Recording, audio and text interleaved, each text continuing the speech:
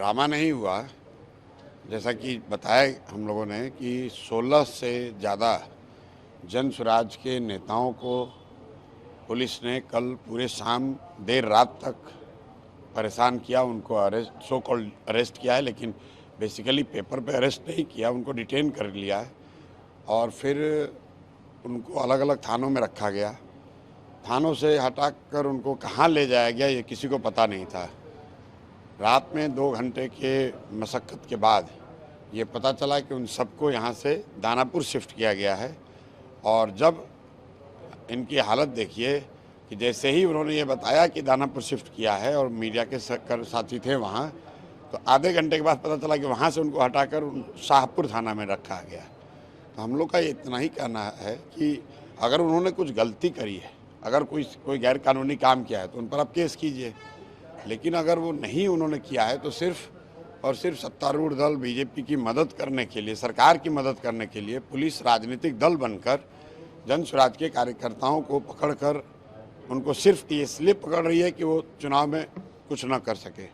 कुछ लोगों ने तर्क दिया कि ये बाहर के लोग थे, तो मैं आपको बता दूं कम से कम 10 ऐसे लीडर हैं जो कि सब पटना के रहने वाले लोग हैं। रात में उनके घरों पर रेड करके उनको पकड़ा गया है और वो सब, किसी पुलिस ने अभी ये नहीं बताया कि किस क्राइम में पकड़ा गया है, लेकिन जो भी बात है वो तो अपनी जगह पर निपटा जाएगा। ये क्लियर है कि हारती हुई भाजपा, पहले उन्होंने अपने विधायक सांसदों को लगाया, मंत्री नेता अभिनेता सबको लगाया, कोई असर नहीं हुआ।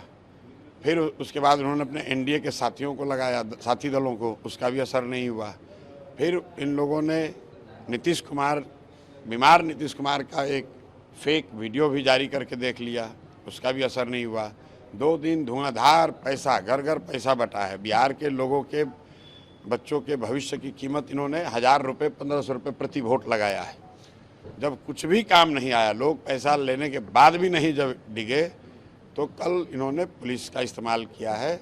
और पुलिस का इस्तेमाल किया इसलिए कि सारे जो जनसुराज से जुड़े हुए लोग हैं उनको पकड़ें ताकि हम लोग को परेशान कर सकें। अब सारे लोग, हम लोग तो आप देख रहे हैं थाने में बैठे हुए 3 बजे तक, लेकिन उसका कोई असर नहीं है। अभी चुनाव शुरू हुआ है, एक एक बूथ पर पोलिंग एजेंट, लोग कहते हैं कि भैया कोई पोलिंग एजेंट होना चाहिए।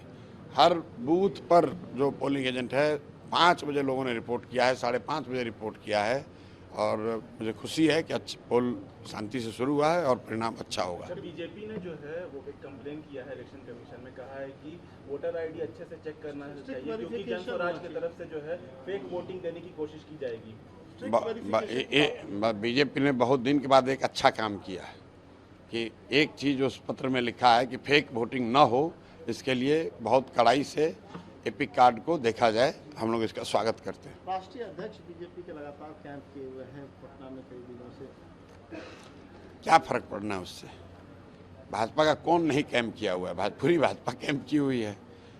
आप लोगों के लिए देखने की बात यह है कि जिस विधानसभा के बारे में कल तक भाजपा वाले ये कह रहे थे कि हमारा ये इतना मजबूत किला है कि हम कुत्ता बिल्ली को भी खड़ा कर देंगे तो वो जीत जाएगा, वहाँ पर नाको चने चबवा दिए जनसुराज ने नहीं, लोगों ने, जो 30 बरस से विकल्प के अभाव में इनको वोट दे रहे थे, लोगों ने मन बना लिया और वही असर आप देख रहे हैं कि पूरी भाजपा हर तरीके से जमीन पर उतरी है, गली गली घूम रहे हैं, कोई सुनने को तैयार नहीं। जीत को लेकर कितना कॉन्फिडेंस है सर?